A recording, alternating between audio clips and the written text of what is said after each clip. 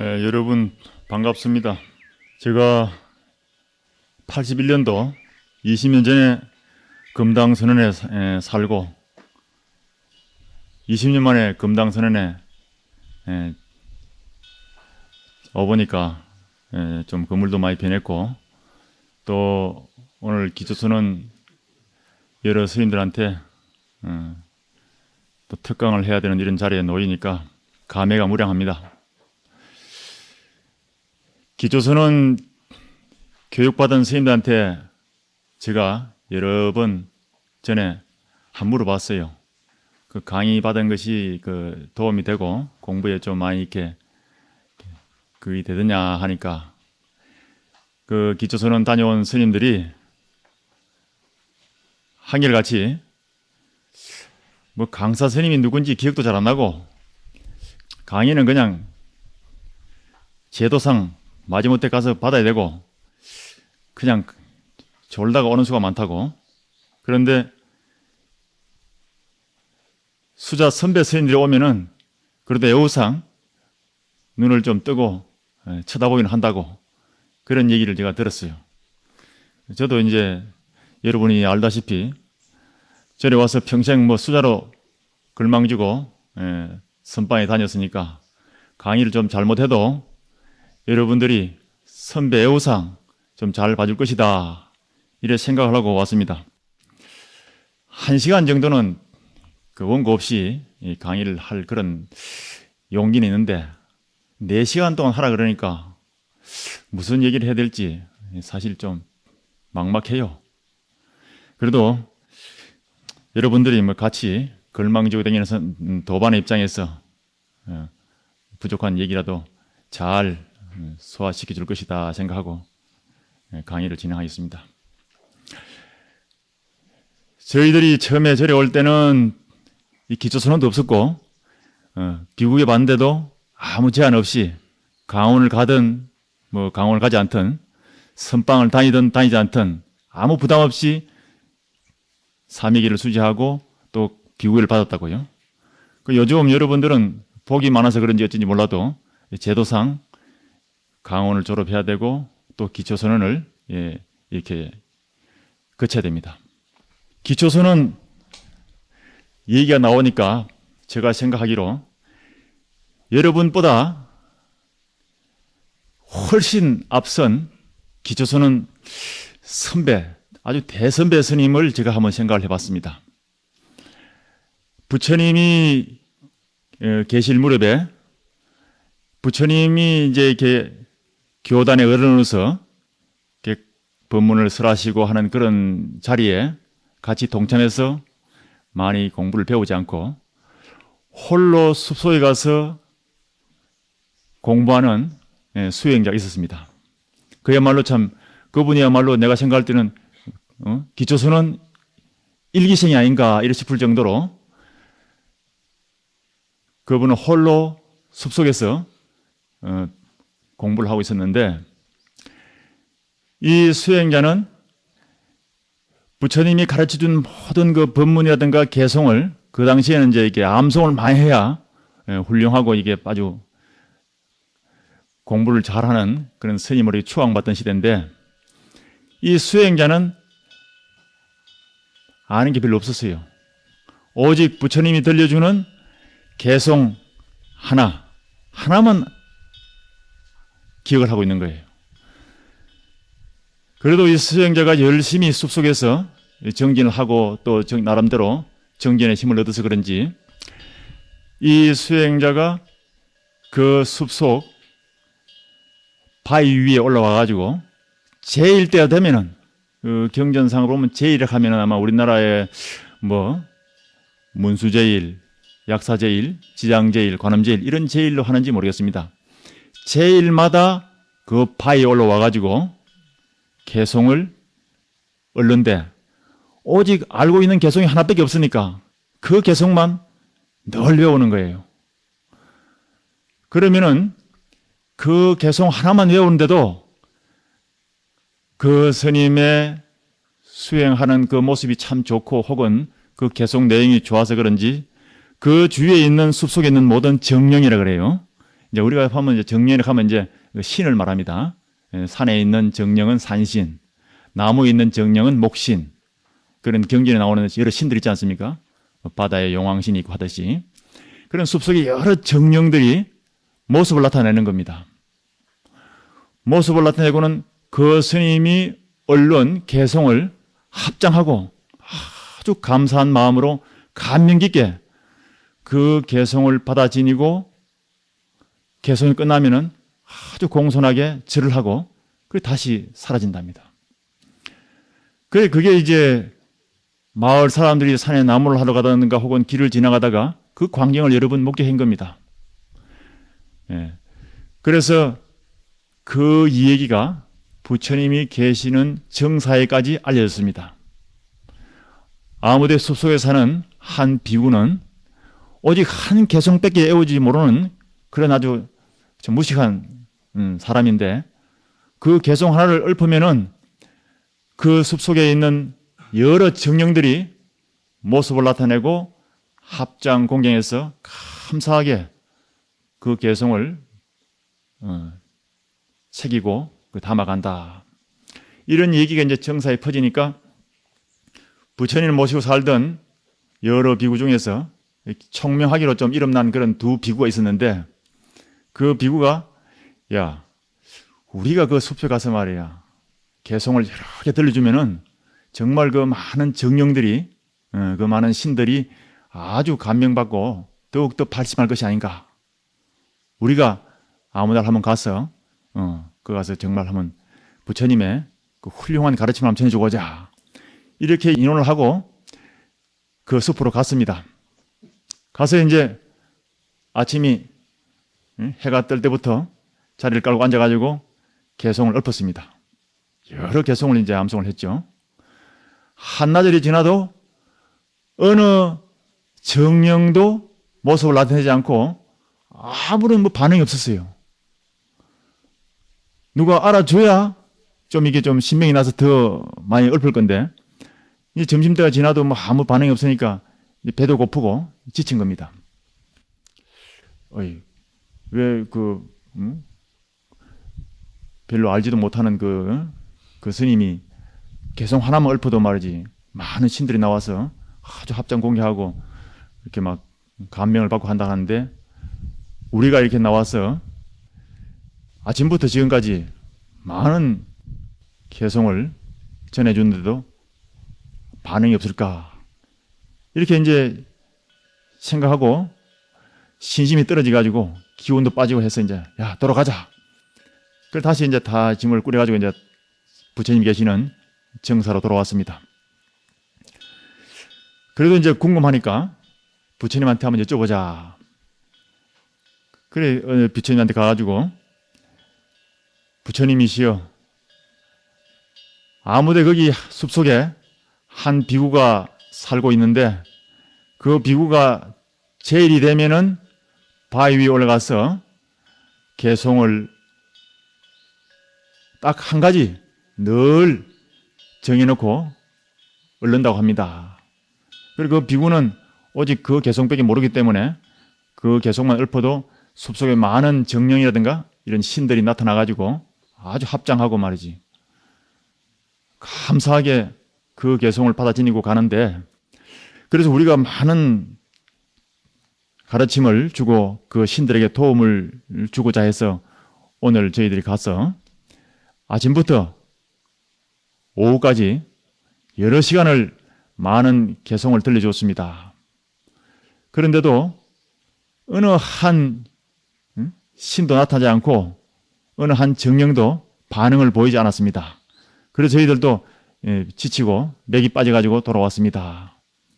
어째서 부처님 그 비구가 가서 한 개송만 들려줄 때 그렇게 감명을 받는데 저희 두 사람이 가가지고 많은 부처님의 가르침을 전해주고 개송을 읊었는데도 그렇게 감흥이 없습니까? 이렇게 이제 여쭤봤습니다.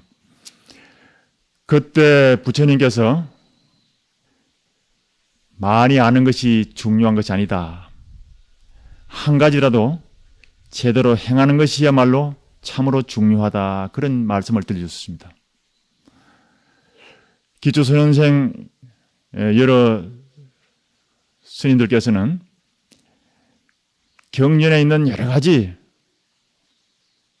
교학적인 지식이나 학문을 공부하지 못한다 하더라도 열심히 정말 화두 하나를 들고 수행 참구 정진할 때 그때 바로 제대로 행하는 것이 아닌가 이런 생각이 듭니다. 그때 한 수행자가 숲속에 들려준 그 개송을 오늘 제가 여러분들에게 한번 들려드리고자 합니다. 여러 스님들은 합장하시고 마음속으로 그때 그 한 수행자가 들려주는 개송을 여러분들도 한번 느껴보시기 바랍니다. 합장하십시오. 소리에 놀라지 않는 사자와 같이 그물에 걸리지 않는 바람과 같이 진흙에 물들지 않는 연꽃과 같이 무소의 뿔처럼 혼자서 가라. 소리에 놀라지 않는 사자와 같이 그물에 걸리지 않는 바람과 같이 진흙에 물들지 않는 연꽃과 같이 무소의 뿔처럼 혼자서 가라. 합장 내리십시오. 저는 이 개송이 부처님 8만 대장경을 요약한 그런 내용이 담긴 참 가장 대표적인 개송이 아닌가 그렇게 생각합니다. 소리에 놀라지 않는 사자와 같이 제가 이렇게 이제 개송을 송광석 게시판에다가 서가지고 붓글씨를 써서 한번 이렇게 적어 놓아가지고 적이 있습니다. 그랬더니 지나가던 신혼부부가 그 개송을 보고는 신랑이 이제 그 부인에게 이렇게 설명을 하는 겁니다. 여보, 이 개송 읽어봐. 소리에 놀라지 않는 사자와 같이. 사자는 죽은 사람을 말하는 거야. 그 죽은 사람 그 소리에 놀라지 않잖아. 어? 그래서 또 읽어 나가는 거예요. 그래서 제가 뒤에서 가만히 들어보니까 그 사자가 아니거든요. 예.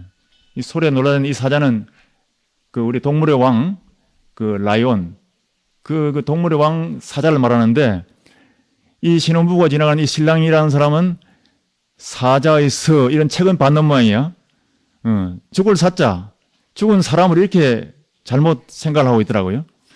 그래서 제가 뒤에서 그 잘못됐다고 알려주면은 또 신랑 체미 말이 아닐 것 같아서 그냥 웃고 지나가면서 우리가 지혜가 없으면은 경전을 읽어도 저렇게 잘못 새길 수 있지 않을까 이런 생각이 들더라고요. 소리에 놀라지 않는 사자와 같이 이 말은 무슨 말인가 하면은 부처님께서 말씀하시기를 이 세상에는 두 가지 소리가 있습니다. 하나는 칭찬해 주는 소리, 하나는 비난하는 소리, 그리고 또 한 가지는 침묵이에요. 이 세상에는 칭찬하는 소리 아니면은 비난하는 소리 두 가지가 있습니다. 부처님 말씀에 영원한 칭찬도 없고 영원한 비난도 없다 그랬어요. 그래서 거기에 동요되지 말라는 거죠. 사자처럼 아주 자기 중심을 잡고 담담하게 자기 중심을 잡고 지내라는 거죠. 수행하는 스님들도 선방에서도 물론 좀 시비가 있을 수 있고 또 뭐 세상 모든 일도 그렇죠. 칭찬을 받을 수도 있고 비난받을 수도 있습니다. 그런데 거기에 동요될 필요는 없다는 거죠. 오직 수행자는 자기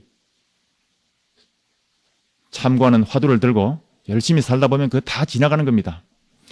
역사를 보더라도 옛날에 독재자라고 아주 욕먹던 그런 대통령도 시간이 지나고 나니까 아주 그 모범 대통령으로 또 이렇게 또 추앙받는 때가 오더라고요. 그와 같이 칭찬과 비난에 초연하라. 그 부처님의 그 참 의미 깊은 가르침입니다. 그리고 우리가 세상을 살아가면서 갈등을 일으키는 요소는 딱 두 가지가 있습니다. 물질과 사람. 이 두 가지 떠나서는 뭐 갈등하고 마음고생할 일이 없어요. 그러니까 그물에 걸리지 않는 바람과 같이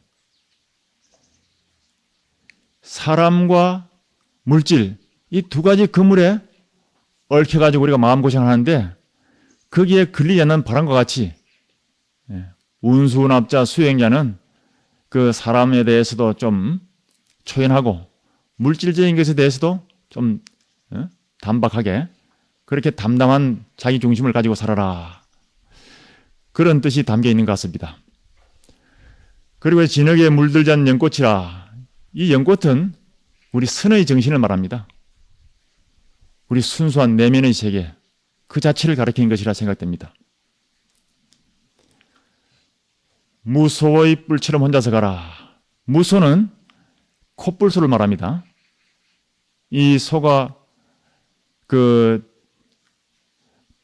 동물의 왕국이란 그 드라마를 보면은 실제로 콧등에 뿔이 하나 나 있는데 얼마나 이 소가 힘이 당차고 아주 든든한지 사자도 피해가고 코끼리도 피해갑니다.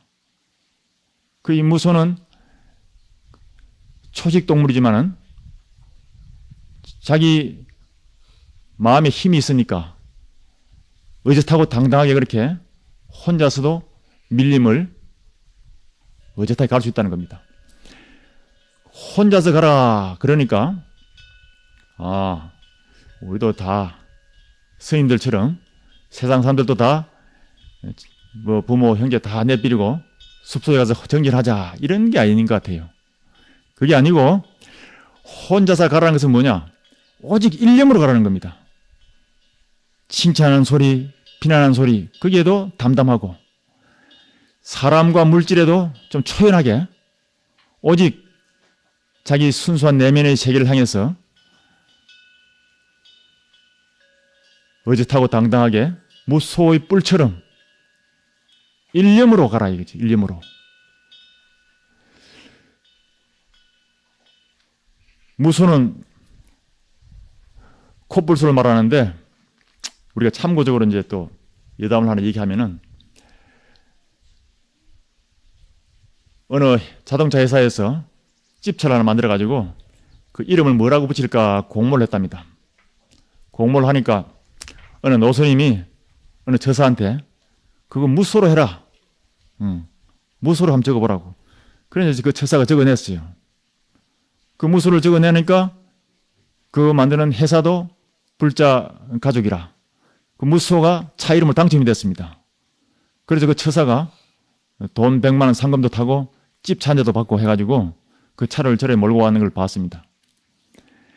그 무소라는 차가 지금 세계 각국에 수출돼가지고 지금 막 돌아다니는데 우리 스님들도 무소를 많이 몰고 다니는 걸 봤습니다. 그런데 과연 그 무소의 그 의젓하고 당당함 그런 정신으로 수행하는 수행자는 그렇게 아주 일념으로 어디에도 걸리지 말고 살아가야 된다. 그런 것을 우리가 한번 새겨볼 필요가 있습니다. 여러 스님들 선방에 다니면서 참선을 하는데 처음에 절에 올 때는 아주 참 투철한 구도 신심에서 절에 왔지만은 살아보면 이제 다리도 아프고 또 마음대로 또 수행도 안 되고 아주 참 마음고생을 많이 할 수가 있습니다. 송광사에서 수련 대회를 이렇게 거치는데 그게 제가 들어가서 이제 참선을 특강을 1시간씩 이렇게 해줍니다. 참선에 대해서 강의를 해주면은 나중에 그 질문을 적어내는데 가끔 가다 보면은 이런 질문이 있어요. 참선은 왜 해야 됩니까? 참선을 강의도 많이 하고 참선도 실컷 해놓고는 왜 참선을 해야 되는지 그렇게 묻는 사람이 있다는 것은 그만큼 힘드는 것이겠죠. 우리가 참선을 해야 되는 그 이유는 여러분들도 다 느끼겠지만은 다시 한 번 더 우리가 마음속에 가지고 있는 그 부분을 확인하고 넘어가는 차원에서 제가 말씀을 하면서 한번 짚어 나가겠습니다. 우리는 어디서 왔다 어디 가는지 그걸 정말 모르지 않습니까? 우리는 보이지 않는 세계에 존재하다가 보이는 세계로 모습을 나타냅니다. 그리고 그 인연이 다하면은 다시 보이지 않는 세계로 가서 존재하는 것입니다. 그러면 우리가 어디서 왔다가 어디로 가느냐? 이건 또 알 수가 없어요. 그 오고 가는 한 물건, 그것은 과연 또 무엇인가? 여기에 대해서도 궁금증을 털어볼 수가 없습니다. 고해의 바다라고 하는 이 지구촌, 이 사바세계에 거듭 태어나는 이유는 또 어디 있느냐? 우리가 오고 싶어 온 건 아니거든요. 무명업력에 의해서 옵니다. 그러면 이 지구촌에서 가장 잘 사는 삶, 가장 보람있게 사는 삶은 어떤 것인가? 이제 학자들이 얘기하기를 자기 자신의 영적 진화를 돕는 일이라 그럽니다. 자기 자신의 영적 진화를 돕는 그 삶이 가장 보람된 삶이라는 것이죠. 우리 불교 입장에서 보면은 바로 수행정진을 말하는 것이거든요. 수행정진. 수행정진을 하는 것이 가장 보람 있는 일이라 그러지만은 그게 사실은 또 힘들잖아요. 우리 조계종에 스님들이 참 많은데 선수행으로 일관하면서 몸담고 계신 스님들은 또 그런 숫자가 많지 않습니다. 제가 몇 년 동안 쭉 이렇게 방암록 나올 때마다 그 숫자를 보면은 한 10%에서 20% 정도 그 사이에 있는 숫자가 파악이 되더라고요. 그런데 태국이라든가 남방에 살다 온 스님들 얘기 들어보니까 거기에도 수행 위주로 사는 스님들은 전체 스님들의 10% 내지 20% 정도 그 사이의 수준에 머문다는 거예요. 그만큼 이 수행이 어려운 겁니다. 이 세상에 태어나가지고 스님 입장에서 이제 지계를 잘 지키고 살면은 다음에 천상의 세계에 간다 그럽니다. 지계라는 것은 이제 보면 사회로 보면 질서를 잘 지킨 거, 도덕적인 삶을 살은 거 그런 걸 말하는데요. 그런 분들은 또 이제 좋은 세상에 태어납니다. 천상의 세계, 그 이제 우리가 보이지 않는 천상의 세계를 말하는 게 좀 어렵다 하면 이 세상에 다시 태어난다 하면 좋은 세상에 가는 겁니다. 어떤 사람이 이제 그 불자가 카페를 운영하는데 보통 시내에서 이제 이렇게 카페를 운영하다가 서울의 그 상류층 사람들이 많이 살고 있는 그 동네에 가서 카페를 또 운영을 해봤답니다. 그런데 그 상류층 사람들이 살고 있는 그 아무개 그 동네 그 가서 카페를 운영하면서 느낀 게 뭐냐 하면은 사람들이 한결같이 매너가 좋더라는 거예요. 그 잿더리에 침 받고 가래 받는 사람도 있고 막 담배 꽁초 어지럽게 남기는 사람들이 있는데 그 동네에 가서 카페를 운영하면서 느낀 게 뭐냐 하면은 잿더리, 화장실 이런 것이 아주 청결하게 야 정말 누가 청소를 한 것 같이 그렇게 유지되더라는 겁니다. 그래서 확실히 잘 사는 사람들은 그만큼 수준이 다르구나 이런 걸 느낀다 그럽니다. 그만큼 지계를 지키고 정말 모범적인 그런 삶을 살았다 하면은 천상의 세계 혹은 좋은 세상에 태어날 수 있는 그런 복을 받습니다. 또 이제 우리가 보시를 많이 하면은 복을 받게 되는 겁니다. 너한테 많이 베푼 사람은 어디 가더라도 너한테 많이 또 도움도 받고 그렇게 배려해 주는 사람이 참 많게 되는 겁니다. 또 예를 들면 이제 주력을 많이 했다. 주력을 많이 한 사람은 어떤 복을 받느냐면은 총명한 불망지를 얻게 됩니다. 그 집중력에 의해서 주력을 하는 거거든요. 그럼 이제 그 아란존자 같은 경우는 부처님이 말씀하신 모든 경을 아주 다 외우지 않습니까? 그 우리가 상식적으로 어떻게 그렇게 많은 경을 다 외울 수 있을까 이렇게 생각하는데 저는 송광사의 그 법흥 노선을 보면은 그게 짐작이 가요. 송광사의 회주로 계시는 법흥 스님은 연세가 많은데도 10년 전에 들었던 행자의 주민등록 번호라든가 생년월일 어디서 태어났다는 거 이거 뭐 노스님들 뭐 행장 이런 문제 그런 걸 아주 상세하게 기억을 하고 있습니다. 깜짝 놀랄 때가 있어요. 그 스님의 그 기억력은 정말 컴퓨터라 그래요. 그렇게 기억을 다 할 수 있다고요. 물론 다른 스님들도 옛날 스님들 보면은 뭐 천수경을 한 번 읽고 다 외웠다는 스님도 계시고 그렇거든요. 그분들은 전생에도 그만큼 주력을 많이 하신 분들입니다. 주력을 많이 하면 그렇게 불망지, 아주 총명한 걸 얻는데요. 그런데 참선을 하면 어떻게 되느냐? 참선은 깨달음을 얻어요. 지계를 지키면 좋은 세상 천상에 가서 태어나고 보시를 하면 복을 받고 주력을 많이 하면은 불망지, 총명한 지혜를 얻고 그러나 깨달음에 이르는 것은 오직 참선을 해야만 깨달음에 이를 수 있습니다. 참선 수행을 통해서 깨달음을 얻을 수 있다. 부처님의 가르침은 자아완성이거든요. 마음을 깨달아서 성불하라는 것이 부처님의 가르침의 핵심입니다. 우리가 이 사람 몸을 받는다는 거예요. 사람 몸을 받아서 이 마음 공부를 하고 수행 경전한다는 거. 모든 신들이 부러워한답니다. 신들은 우리 인간보다 한 차원 위라고 생각하죠. 그런데 산에 사는 산신, 바다에 사는 용왕신, 뭐 아주 오래된 나무에 있는 목신 이런 신들이 가장 부러워하는 게 뭐냐? 인간의 몸뚱이를 받아서 태어나는 것 그게 가장 부럽답니다. 왜냐? 산신은 500년 후에도 산신이야. 바다에 있는 용왕신은 500년, 1000년이 지나도 용왕 그 자체의 신으로 머물고 있을 뿐이에요. 우리 인간은 이 몸뚱이를 받아가지고 고행수도하고 마음을 깨닫고 나면 바로 성불해가지고 부처의 지위에 올라가는 겁니다. 신중단에 있는 모든 신들이 부처님의 보디가드잖아요.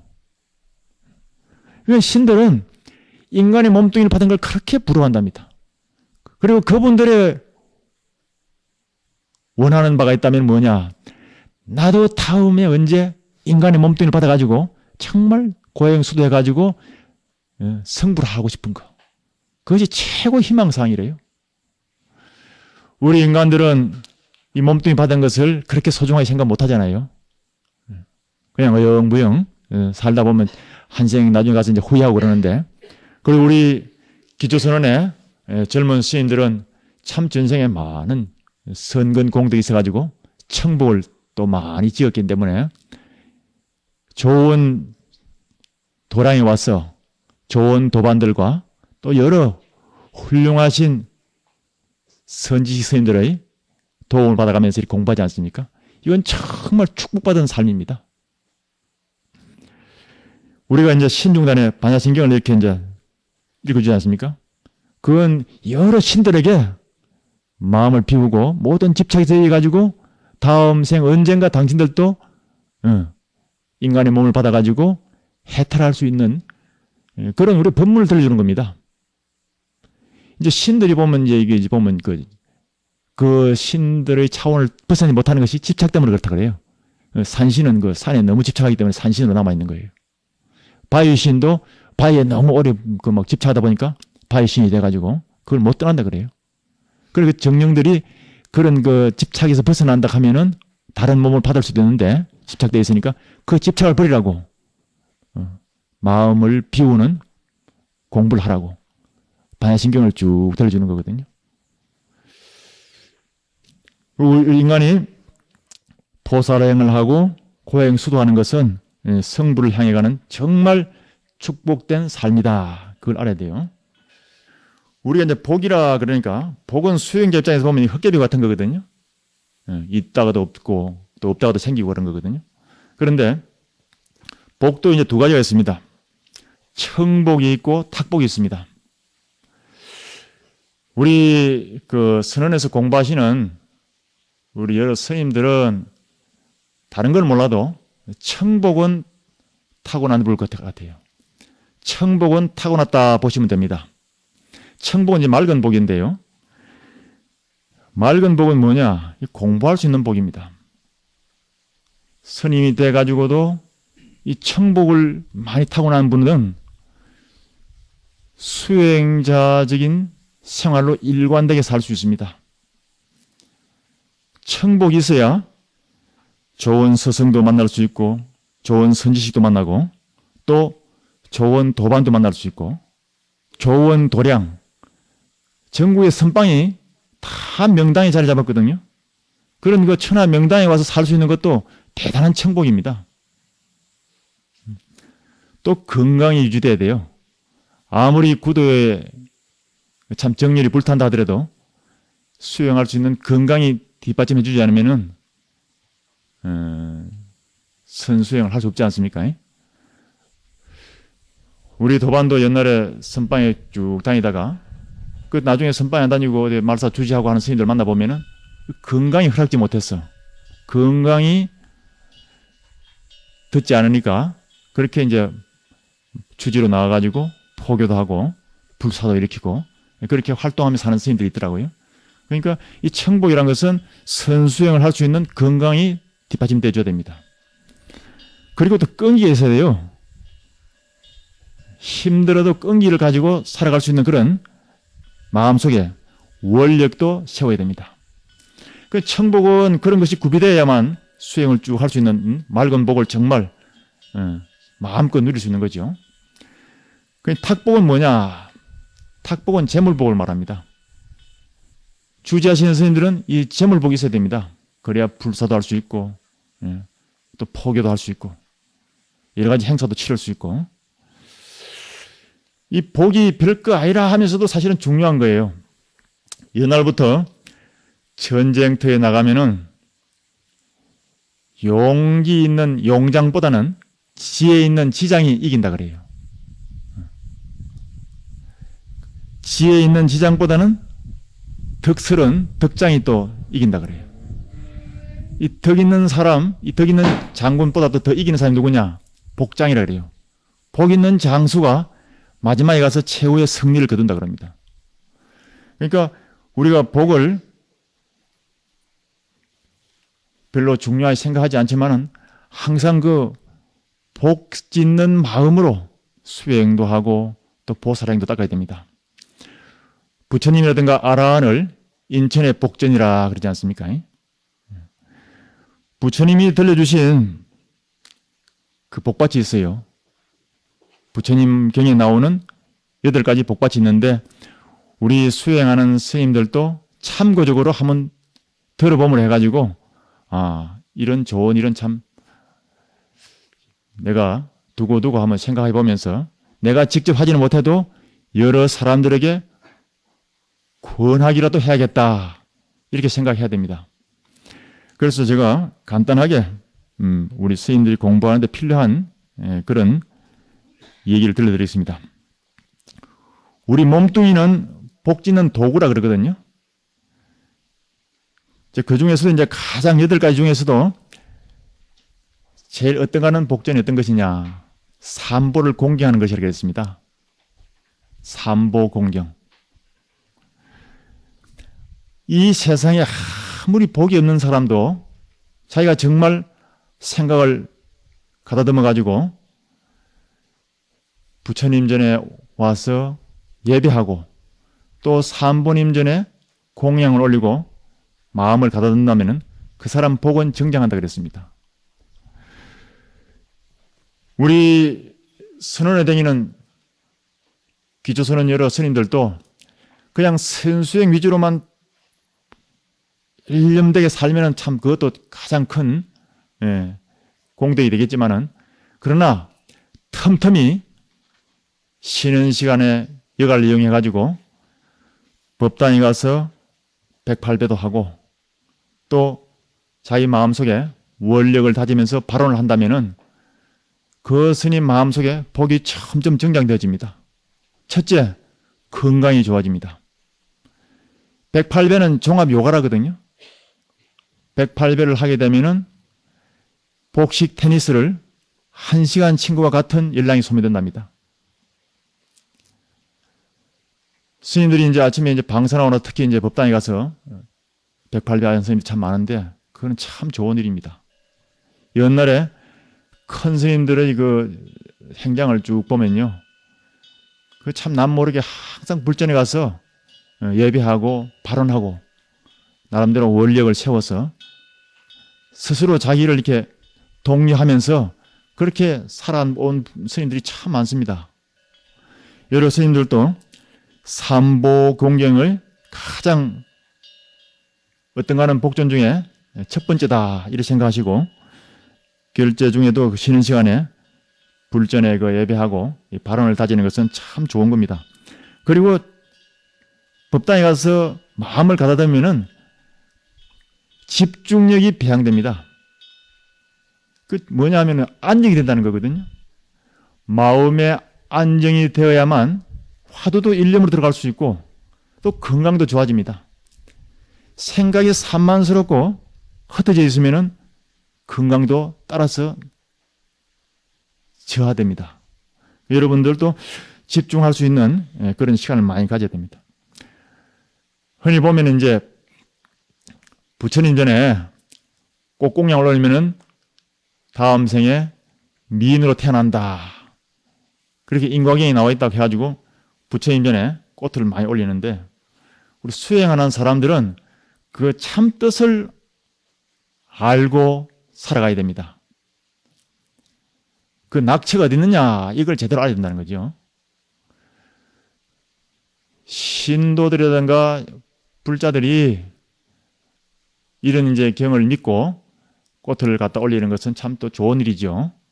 우리 수행자는 몸과 마음이 향기로운 꽃이 되어가지고 부처님께 시봉하고 남을 대하는 마음, 그것이 정말 참다운 꽃공양이라 이렇게 믿어야 됩니다. 용심을 잘해야 복을 받거든요. 옛날부터 전해 내려오는 말에 관상이 아무리 잘생겨도 이 수상 잘생긴 사람보다는 못하다 그래요. 관상이 불여 수상이라, 수상이 또 불여 골상이라. 손금이 아무리 잘생겨도 골상이 잘생긴 사람보다는 못하다 그래요. 골상이 불여 심상이라. 골상이 아무리 잘생겨도 마음을 잘 쓰는 사람, 용심을 잘하는 사람, 그 사람보다는 못하다 그래요. 왜냐하면 모든 게 다 마음에서 이루어지기 때문에. 그래서 우리 수행하는 스님들은 내 정진도 중요하지만은 주위의 도반을 배려해주는 마음, 혹은 전체 분위기를 맞춰줄 줄 아는 마음, 그런 마음, 그런 용심을 잘함을 해가지고 나의 정진이 더욱더 잘 될 수 있는 그런 복도 받게 되는 것입니다. 이제 부처님이라든가 아라한을 인천의 복전이라 그렇게 얘기했는데, 경전에 보면 나오지 않습니까? 날마다 짐승을 잡아서 피를 흘리면서 1년 내내 죄를 지내는 것보다도 마음을 깨달은 아라한에게 한 끼의 공양을 올리는 것이 더 큰 복을 받는다 그러거든요. 그런 경전에 말씀이 있듯이 왜 우리 삼보를 공경하고 부처님을 공경하면 복을 받는가? 우리 스님들이라든가 불자 되신 분들은 부처님이 이 세계에 여러 많은 사람들에게 추앙받는 세계 4대 성자가 있는데 그 중에 정말 지혜와 복덕이 가장 어떤가는 어른이시다 하는 것을 확실히 알아야 됩니다. 제가 세계 4대 성자를 가만히 이렇게 살펴보니까 공자님도 그렇고 여러분들이 태어날 때와 갈 때를 보면은 그 사람 전체의 이 복덕을 짐작할 수 있거든요. 공자님은 태어날 때에 지방 그 말단 관리의 아들 태어났답니다. 우리나라로 말하면 요즘 한 면장 아드님쯤을 태어났었어요. 그리고 이제 71세에 돌아가셨는데 그분이 마음에 이 지혜를 성취해가지고 그걸 이렇게 전파하고 다니려고 여러 나라를 다니는데 사실 끝까지 제대로 인정받고 추앙을 받지 못했습니다. 여러 나라에서 결국은 또 추방당하고 해가지고 이 나라 저 나라 전전긍긍했었어요. 마지막 돌아가실 무렵에는 군사들한테 포위가 돼가지고 집에서 구금되다시피 해가지고 굶어서 돌아가셨습니다.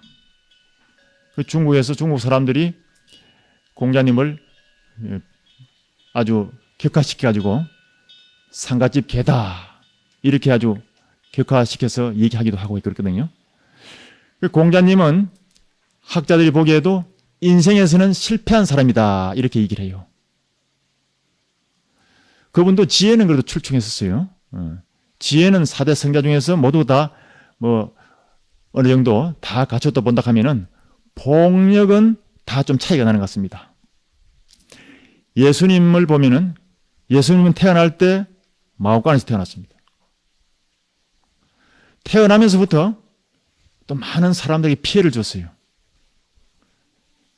나라에 영물을 도모할 그런 소재가 있다 해가지고 잡으려 했는데 못 잡으니까 1살부터 3살 되는 사람들, 그 어린 아이들을 나라에서 다 잡아가지고 혹시 예수가 그 속에 있는가 싶어가지고 다 처형을 시켰어요. 1000명이나 되는 어린 아이 목숨을 뺏었다고요. 그리고 그분이 돌아가실 때에는 32살에 십자가에 못 박혀가지고 아주 비참하게 처형을 당했습니다. 그럼 이분도 복은 그렇게 능력한 분이 못 되는 것 같아요.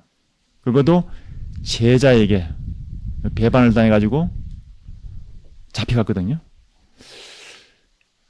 그러면 이제 소크라테스라는 분도 세계 4대 성자 중에 한 사람 들어가는데 이분도 태어날 때는 조각가의 아들로 태어났습니다.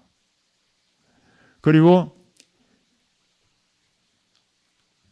지혜를 어느 정도 성취해가지고는 사람들에게 참 좋은 말씀을 많이 전해줬어요. 그런데 결국은 율법 학자들의 시기질투 모함을 받아가지고 감옥에 갇혀가지고 사약을 받고 70세에 운명을 달리했습니다. 세계 4대 성자 중에서 부처님만 빼고 모두 갈 때는 아주 비참하게 타의에 의해서 그렇게 목숨을 거두었습니다. 우리 부처님 경우를 보면은 태어날 때에 전생에 아주 복을 많이 지시고 그래가지고 태어날 때 왕자로 태어나셨어요. 왕자로 태어나면서 많은 사람들에게 축복을 줬습니다. 오랫동안 기다리던 태자가 태어나기 때문에 감옥에 갇혀있는 많은 죄수들을 석방시키면서 축복을 주면서 그렇게 태어났습니다. 그리고 이제 참 여러 복락을 누리다가 그게 무상한 줄 깨닫고 6년간 고행수도 하시고 나는데 성도하고 난 후에 45년간 법문을 쭉 하시고 석 달 전에 내가 이제 사바세계와 인연이 다 되었다고 예언하시고 마지막 열반지를 향해서 걸어가면서도 제자들에게 많이 질문에 답해 주시면서 마지막 마무리를 하십니다. 그리고 나서 마지막 열반지 거기에서도 최후의 설법을 딱 설하시고 또 마지막 질문을 받고 대답하고 난 뒤에 더 이상 제자들이 물어볼 곳이 없다고 판단될 때, 그때에 열반 개송을 한 주 턱 읊으시고 마지막 열반에 드십니다. 그때에 하늘에서 꽃비가 내리고 정말 참 장엄한 광경을 연출했다 그럽니다. 그러니까 부처님처럼 지혜와 복덕이 부족한 어른은 없습니다. 우리는 이제 출생과 임종시에 그 상황을 보면은 이 복을 짐작할 수 있는데요. 마지막 임종시에 누리는 그 모습이 고종명이라 해서 오복 중에 하나 들어갑니다. 그 부처님만큼 편안하게 그 일반에 들은 경우는 참 드문 겁니다. 이제 우리가 수행하는 사람들은 열심히 정진하면은 마지막에 가실 날짜를 예언하고 또 상자들에게 유촉을 하고 그렇게 마지막 열반성을 남기시고 임종을 맞지 않습니까? 그와 같이 우리 스님들도 정말 지혜와 복덕을 갖추신 서가모니 부처님의 제자가 된 데 대해서 자부심을 가져야 됩니다. 그리고 열심히 수행 경전해가지고 부처님의 가르침을 온 누리에 전하고 또 부처님이 크신 은혜를 갚겠다 이런 원력을 세우면서 정진해야 됩니다. 부처님께서 마지막 열반에 들면서 들려드린 개송이 있는데요. 그걸 제가 한번 들려드리겠습니다. 합장하십시오.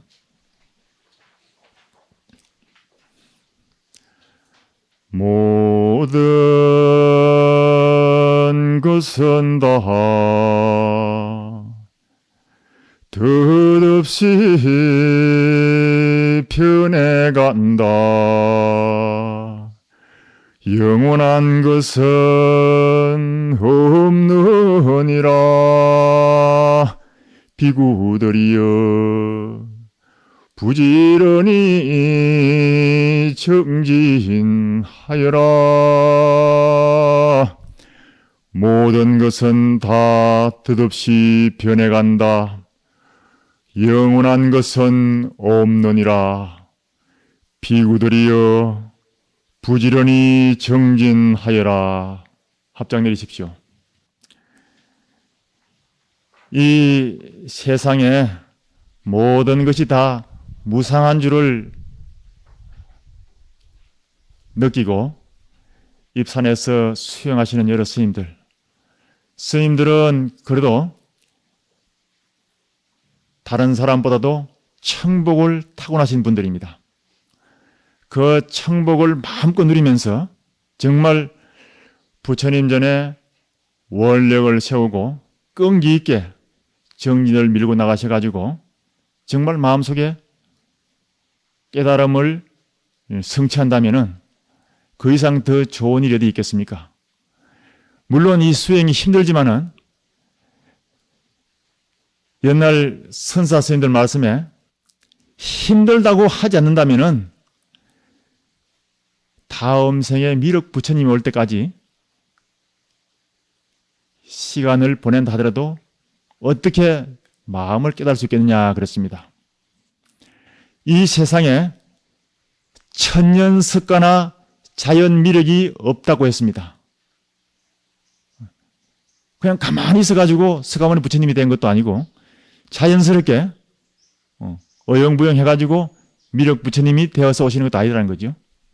그만큼 피나는 정진을 하고 고행수도를 성취했기 때문에 인천의 복전이 되고 여러 중생들에게 깨우침을 줄 수 있는 그런 훌륭한 스승이 될 수 있다는 겁니다. 기초선언생 여러분들은 그래도 전생에 성건이 많아가지고 강운을 거치지 않고 바로 선방에 오셨습니다. 많이 아는 게 중요한 게 아니다. 한 가지라도 제대로 행하는 것이 참으로 중요하다. 이 이치를 너무도 잘 알고 계시기 때문에 기초선언에 오신 것으로 저는 믿고 있습니다. 이렇게 선방에 발을 들여놓았으면은 일생 동안 오직 내가 이 길에 내 생을 투자하겠다. 이 일이야말로 가장 가치 있는 삶이다. 이렇게 생각하시면서 열심히 정진하는 것이 참으로 값어치 있는 그런 일로 여겨집니다. 참선 강의를 하려고 하다가 서론이 좀 길어졌습니다. 다음 시간에 또 계속해서 참선 자세와 또 도움되는 얘기를 쭉 들려드리도록 하겠습니다. 지금 이런 것도 사실은 정진하는데 필요하겠다 싶어가지고 제가 선배의 차원에서 들려드린 것입니다. 여러분들도 잘 감지하시면 감사하겠습니다. 다음 시간에 또 시작하겠습니다.